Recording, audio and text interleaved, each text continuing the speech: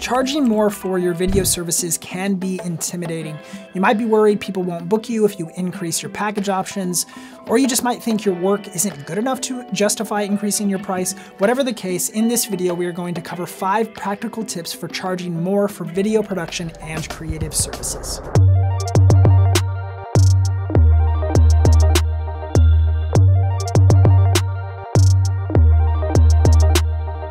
Hi everyone, my name is Craig and I'm a video producer, and I hope you find this video helpful. I know it can be intimidating to try to figure out when is the right time to increase my price, when is not.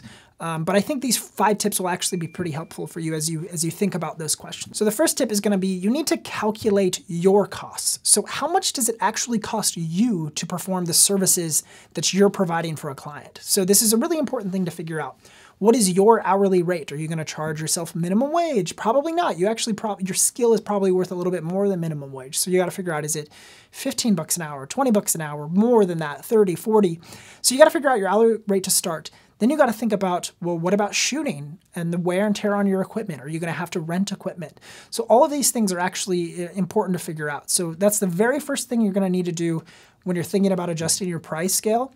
Think about, what do I charge, and what does it actually cost me to provide this service for someone else? And you have to for sure cover that cost. Okay, the second thing you need to do is to do a market comparison with related businesses in your area. So this is actually super easy to do. You can go to Google, do a quick Google search, and figure out, okay, who is around me here? And I live in Oregon, near the Portland, Oregon area. So I'll be looking in Salem, Oregon, and Portland, Oregon, and Beaverton, and Westland, and just figuring out, okay, who is offering video services? What do they charge?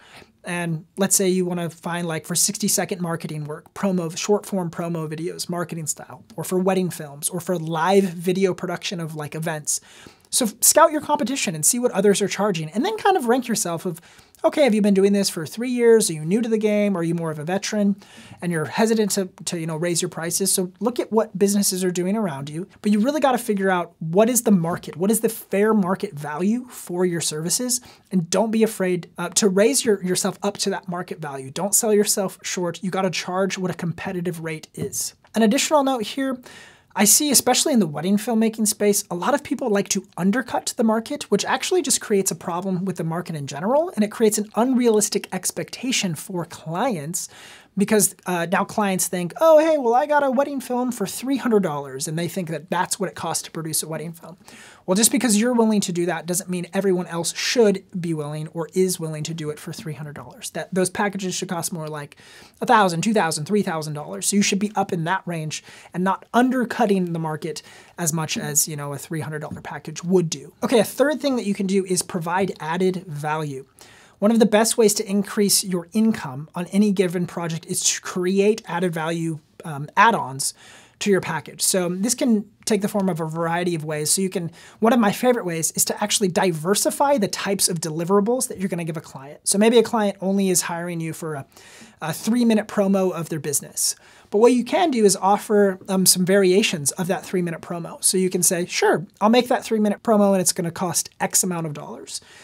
What you can do after that is say, hey, but would you also like a 60-second version to run on shorter social media platforms? And so like Instagram, TikTok, Facebook, etc. So you can offer a 3-minute version, a 60-second version, and oh wait, how would you like a vertical version as well for Instagram stories and TikTok? And all of this doesn't necessarily increase your time a whole lot. You can actually just take that 3-minute promo, convert it to these different file format options. So, vertical resolution or widescreen if you were vertical to start. So whatever you need, whatever your client needs, talk to them about that, and then provide them those options as package add-ons. And you can add $100 here, $300 here for the edit time and the deliverable, and that'll very quickly add up, and it doesn't cost you a whole lot of your time to just reformat that edit in a new way. Another thing that you can do is offer the raw footage of an event that you do, and then you can basically charge for the release of that content. I call it release for the rights to use. So you're not actually releasing the copyright of your material. You still own that copyright,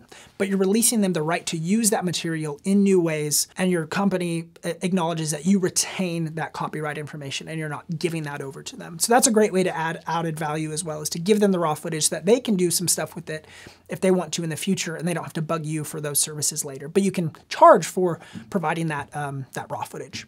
Okay, a fourth way to make more money is to make your price changes incrementally. So rather than just right off the bat saying, okay, my price was this and I'm gonna raise it by 2 times that amount. So raising it 100% or 200% of what it was last year. Customers might be a little bit confused by that. So if your customer was referred to your services by a friend of theirs or another client of theirs who told them about you, they might be confused if they're talking about price and they see that your price is 2 or 3 times more than it was at the time that the person they're networking with used your services. So doing things in huge increments can be kind of difficult, but what you can do is maybe every 6 months or every 3 months, raise your package by 15% or 30% or 40%. And over time, those incremental increases, you'll see a lot of profit from those increments rather than just doing it all of a sudden, all at once, and you might lose some clients because of that, but do it over time and customers will be less likely to be just frightened, freaked out by this change in sticker price. So that's a great strategy that I actually use in my business each year.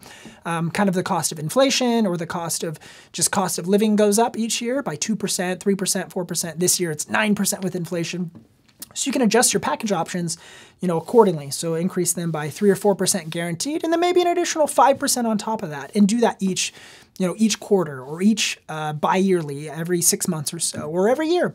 And that'll get you that extra money at the end of the year that you're actually looking for. So that's a great way to do it. And a fifth and final way that I'll recommend to you to increase your prices or to be able to make more money is to actually find repeat clients. So don't seek out clients always that this is a one-off gig. Sometimes those are necessary, but it's often more profitable to look for clients that they might need repeat services. And so this will allow you to charge more for services over time because you build up that relationship with that client and they know you make quality products.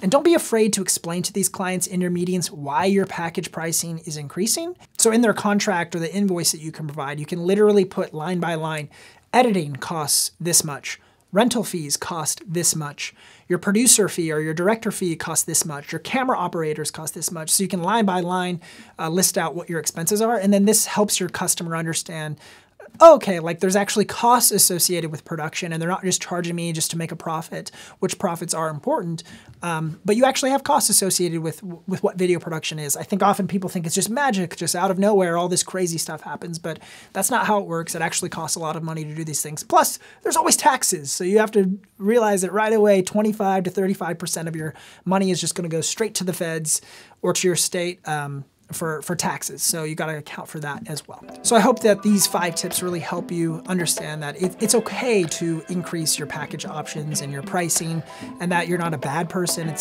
You're not wrong for wanting to increase your prices and increase your profits, because as you increase your profits, your business is able to grow. You're able to scale your business. I hope you found this video helpful. If you did, feel free, leave a like and even some feedback. Comments are helpful so we can kind of dialogue about what tips were helpful, and so I can help my audience here make better quality videos for you and direct you in the right way so that you're able to make a profit on your business and keep growing the brand that you want to create for yourself and for others. So thanks so much for taking time to watch this video. If you enjoyed it, again, leave a like and subscribe if you have not already.